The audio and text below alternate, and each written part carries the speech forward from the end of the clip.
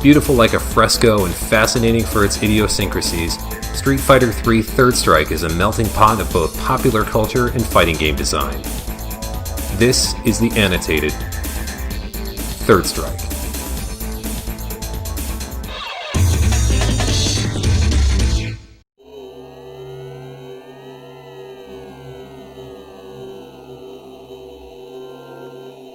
The mark of my dignity shall scar thy DNA. So-called genre media has a problem, and that problem is escalation. Think of your favorite comics, or films, or video games. When the heroes solve one crisis, another is always right around the next corner, and that next one had better be bigger. The next threat and the next sequel will always need to be more grandiose than the last, lest an audience grow bored with the property. The Street Fighter franchise definitely ran into this problem when a proper sequel to Street Fighter II began development. Though not necessarily a game about good winning over evil if given every character's story arc, the so-called good characters did match strength with an evil South Asian dictator bent on what we assume was some sort of militarized world domination. Essentially a retread of the plot of Bruce Lee's 1974 opus Enter the Dragon, Street Fighter II's protagonist did away with the nefarious, mustached, twirling evildoers, and the world was saved. The sequel series then had to answer the question of where do we go from here. Conquering the world was already thwarted, and though the Street Fighter III series bent more towards science fiction compared to its predecessor, cosmic dominion was probably a bridge too far. So, as Capcom's design staff had done time and again, they saw what was in the air and absorbed the trends of the neighboring media. They decided that the world didn't need conquering. It was already conquered. And they decided the culprit was God himself. Gill, this sort of faux deity, is an impressive amalgamation of religious illusion, conspiracy theorist baiting, and impending millennium paranoia. Like his sibling Urien, his design seems lazy on the surface, but this is far from the truth, as his physical appearance and the small pieces of backstory we can glean from the game will show us. Again, like his brother, he is the mission statement of this video series made manifest. While Urien is a sort of Bronze Age Greco-Roman god, it's clear that Gill is meant to resemble one of the Judeo-Christian variety, and this is where we begin his dissection. Gill clearly believes that he is a part of a monotheistic deity line, given his mid-match dialogue in both Second Impact and Third Strike, and that his presence and ultimate plans will save humanity. Though he has curiously omitted an entry in the Street Fighter Universe Bible Eternal Challenge, we can take what we know from Urien's backstory included in the text and perform some educated inference. He's the older brother of Urien and president of the secret society we now refer to as the Illuminati, that has stewarded humanity since the dawn of recorded history. Though a bit vague, Eternal Challenge implies that it was originally Urien being groomed for Illuminati leadership, but his growing mental instability led the organization to offer the position to Gill, setting the stage for a lifelong rivalry, a concept that recurs in the Street Fighter series time and again. But we've also beheld Gill's plans from Yun's ending in Third Strike, and to a lesser extent Ibuki's in Second Impact. Though very nebulous, he aims to create something of a perfect society by melding opposing forces such as love and hate, motif reflected in his physical design, but by somehow using the Super Soldier G project to do so. His own endings in the games will lead to this and are full of Judeo-Christian allusions. The ending for Second Impact is a verse from what seems like a non-existent holy book like the Hebrew or Christian Bible or Quran. It tells of an end-time calamity, similar in tone and imagery from the Book of Revelation, with its black setting sun and clear references to the number 7, a holy image from the final book of the Christian Bible. The quote cites the Book of Maraha, which may be the tome that he reads from in his final boss match intros. These are all references to what are called the Apocrypha, which, in very broad terms, are books and holy writings that were purposely not included in the Bible, but are often contemporary to the works that are found there. These are deemed non-canonical works to the religion, and while some of these, like the Book of Torah, appear in some Bibles, they may not be found in others depending on the organized system of belief. One of the more famous apocryphal works is the Book of Enoch, which is part of some Christian holy books but not most others, and is from the point of view of Noah's father Enoch. It details some of the more myth-heavy facets of their religion, like the origin of angels and demons, as well as the moral necessity for the Great Flood and the 1,000-year reign of the Messiah. These concepts are shown in force in Gill's Third Strike ending. First by forcing a sort of emotional evolution in series protagonist Alex, whom stands in for Gill's final boss in his home console appearances, and then leading people to what may be Altania, the paradise-like land mentioned in his fictional Book of Maraha. He does this by parting a body of water not unlike Moses from the book of Exodus, himself something of a pre-Christ messianic figure of the Old Testament, while also making a direct reference to Jesus himself, calling him Gill's predecessor, and explaining that, quote, 2,000 years was too long in between the Christ that had died in Golgotha and the one leading the larger Street Fighter cast to a mountain range. As the Christian era roughly began at the year 0 and this game takes place at the close of the 20th century, the math lines up. This all furthers the Illuminati's trajectory of a perfect society by the year 2200 as mentioned in Urian's Eternal Challenge entry and Gill's own post-match dialogue, though Gill seems to want to move that timeline up. That's a lot to unpack from two endings, both of which are only found in home versions of the game. The first was an inclusion in the Sega Dreamcast compilation pack of the first two Street Fighter III games called Double Impact in 1999. The third strike ending is originally found in the home release of the game in 2000, also on the Dreamcast. This is because Gill was never playable in the arcade versions of any of the Street Fighter III games outside of the use of 12's X-Copy Super during the boss fight, but evidence exists that Capcom had at least toyed with the idea of letting players control him. Website The Cutting Room Floor notes that selectable Super Art tiles are found in the code for a character select screen for Gill, as well as unused color swaps for him, and a sound file for Gill Wins in the code for New Generation. According to the same site, a sound file for the holiday classic Jingle Bells also exists in the code for New Generation, but for no discernible reason. Those aforementioned supers are also clearly Christian imagery. The Meteor Strike super is maybe the most loose approximation of one, though there are innumerable references of God raining down fire from heaven in the Bible, including the books of Exodus, Kings, Revelation, and so on. The resurrection, which occurs when Gill is defeated with a full meter again, likens him to Jesus of Nazareth, whom resurrection is the cornerstone of the faith. The seraphic wing was added to his appearance in Third Strike. Seraphic is derived from the word seraph, which is a type of angel originating in Judaism. They're often depicted over the centuries with many wings and not just a singular set. Finally, there is his stage in New Generation, which is listed as merely the Mediterranean Sea.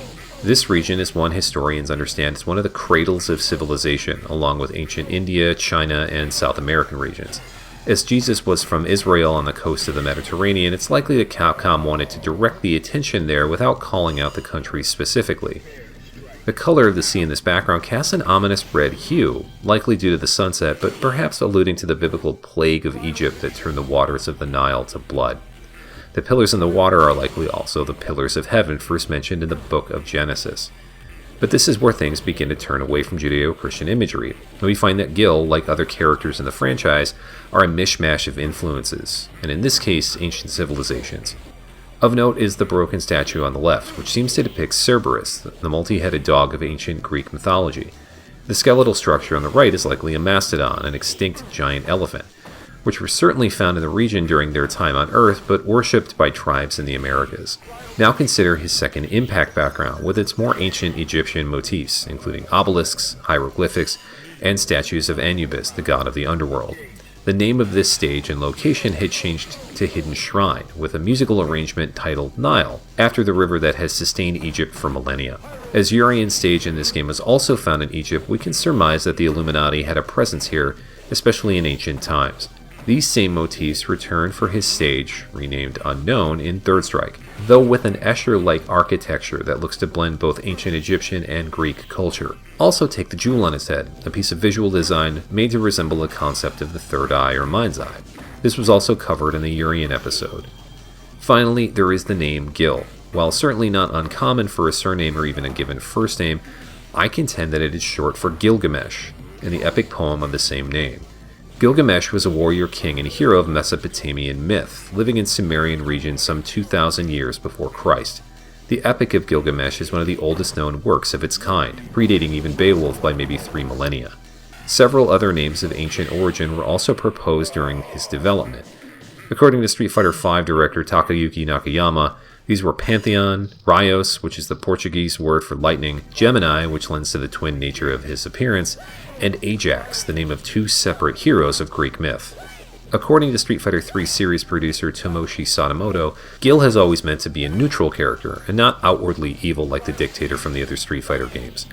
According to an interview with Sadamoto in the CFN portal, his red and blue appearance were to partially represent both good and bad, and his somewhat aloof demeanor in the games is informed by this. Sadamoto himself had wanted to make an Ice and Fire character since his time working on Capcom's Dungeons & Dragons arcade games, Tower of Doom in 1994, and Shadow over Mystara in 1996, where he served as, quote, dungeon master of the first game. According to Sadamoto, Gill's dual design did inspire some added systems to the game that were never completed. Again, in the CFN interview, he recounts how character attributes like ice, water, thunder, etc. were present during some planning stages and experimented with, but the staff found that the attributes along with the parry system would have been too much. As pop culture references go, Gill has some antecedents that match up with what we know were interests to the Capcom designers. The All About Street Fighter III Fighting Bible Guide by Studio Bent Stuff mentions that he was partially inspired by Kikaider, a similar dual-tone tokusatsu television franchise conceived by legendary mangaka Shotaro Ishinomori, which aired in the early to mid-1970s in Japan, as well as a contemporary 6-volume manga series by Ishinomori himself. The manga ended publication 2 years before Ishinomori began his own adaptation of the Gilgamesh epic, also in manga form. Armchair historians also note Gill, and by extension Urien's, resemblance to both Judah from Hokuto no Ken, known in the West as Fist of the North Star, and Santana from JoJo's Bizarre Adventure. The former is by Buran-san and Tetsuo Hara, and published from 1983 to 1989, the latter by Hirohiko Araki, and began publication in 1987. Both are seminal works of the form in their own right, and both are frequently referenced in Capcom design work, even leading to a Capcom-produced JoJo fighting game in 1998, also on the CPS-3 arcade board. Somewhat harder to pin down are the inspirations for the rest of the secret society. Certainly, cloaked and hooded cults have been a popular trope in fiction since fiction began, and have often been a play on real-life secret organizations like the Freemasons. The Illuminati members, though, seem to draw some inspiration from the nefarious Big Fire members of Mitsuteru Yokoyama's Giant Robo, another seminal work of Japanese popular culture. Colleen, Gill's assistant, is even more mysterious, at least up to the point of Third Strike's release. Only seen in rare early promotional artwork and in Dudley's New Generation and Second Impact ending, she's featured more prominently in Third Strike during Gill's boss match intro as she carries his book away and then nothing. She doesn't appear in any other endings, including Gill's, or is even mentioned by name in the game. Of the various supporting cast members like Tom, Poison, or Effie, she had the least amount of background information published until her appearance in Street Fighter V. For what it's worth, Colleen can be a given or a surname from Czech or Jewish Bohemian origins. It's possible that her name was a mistranslation of Corinne, which would be of Latin descent meaning spear. A small piece of odd trivia is that, like 12, Gill has a unique victory pose at bonus stage, but it's not entirely new. This was used in New Generation and Second Impact for normal winning states, but only exists in Third Strike in this one instance. Gill, like his brother, is voiced by actor Lawrence Bain, with some heavy synth added to his performance. This has led to some confusion about what exactly Gill says in certain instances, especially his interaction at the start of the boss fight.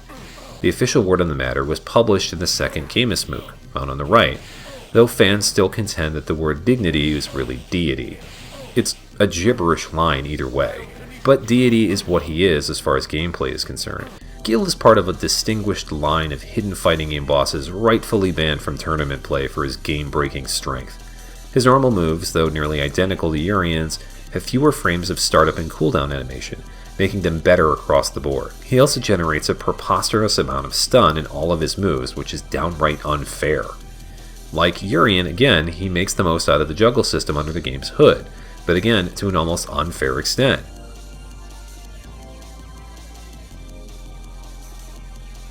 The pyrokinesis and cryokinesis are essentially Urien's same projectile attack, but will always hit twice.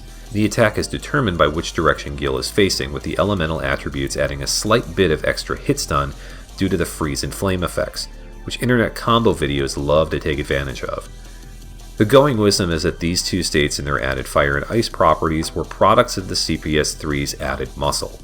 In about every other 2D fighting game, objects are simply mirrored when facing opposite directions, which is why, for example, Sagat's eye patch floats from one eye to the other in early games of the franchise. As the CPS-3 was a CD-based system with substantially more storage than the CPS-2, Gill is essentially made up of multiple sprites. Colleen's side ponytail is also an example of this. His other replicant Urien moves are present. The first is the Moonsault knee drop, which is renamed from the Violence knee drop. Like Akuma, Gill lacks any EX moves, but this will always hit twice. The Psycho Headbutt stands in for the Dangerous Headbutt and won't always knock down. The main differences aren't in the naming conventions though, but the inputs. The moonsault is a half circle back with a kick, and the headbutt is a reverse fireball with a punch. We'll come back to their significance in a moment. Gill's individual moves start here, with an uppercut with back and medium punch, which can be cancelled into specials. He also has a small variety of target combos, only one shared with his brother, with the inputs listed on the right. His taunt will increase his attack power, but if the CPU uses it against you, it's a sign that the AI running Gill is lowering the difficulty. Outside of his supers though, the defining move from Gill is what the Gamist move calls the Cyber Lariat. This is performed in the Dragon Punch motion. If you've paid attention to the inputs then you'll note that he has no charge inputs like his brother, and since nearly all of his attacks can be comboed into each other, can cause juggle states, and can be repeated with motion-based inputs, his juggle and damage potential is the reason he's a banned character. Lariats, headbutts, fireball starters, and even his own crouching hard punch are just some of the ways that even a mediocre Gill player can put an opponent in the air and keep them there with life-bleeding juggle states. Of course, his most famous moves are the supers, starting with the Resurrection if he's down with a full meter. He can be hit out of it before receiving full health if the opponent is careful with their attack timing. The Meteor Strike is similarly unsafe if performed at point-blank range. Still, one hit can cause a cascade of damage that can take close to 75% off of the more hit point thin characters like Akuma. The Seraphic Wing, however, is easily the most damaging move in the entire game, even from a chip perspective. Gill had a sort of minimalist transition from second impact to third strike. Not that he needed the extra tools to win, mind you, but this super is his only significant addition. For what it's worth though, the glowing effect that he has in the game is also new, and his head had been redrawn for one of his winning poses for third strike as well. Irrespective of those small bits, Gill mirror matches tend to be a race to build meter to unleash this move because it was clearly implemented to be a nuclear option. So yes, in a game filled with unfair characters, Gill is absolutely unfair. Like his brother though, the sum of his parts are layered and fascinating, and the reason that this series exists. You'll likely not find a wide stock of Gill play to learn and comb through because of his exclusion from tournaments, Street Fighter V inclusion notwithstanding, but as a character of thoughtful, inspired design, he stands on the shoulder of giants.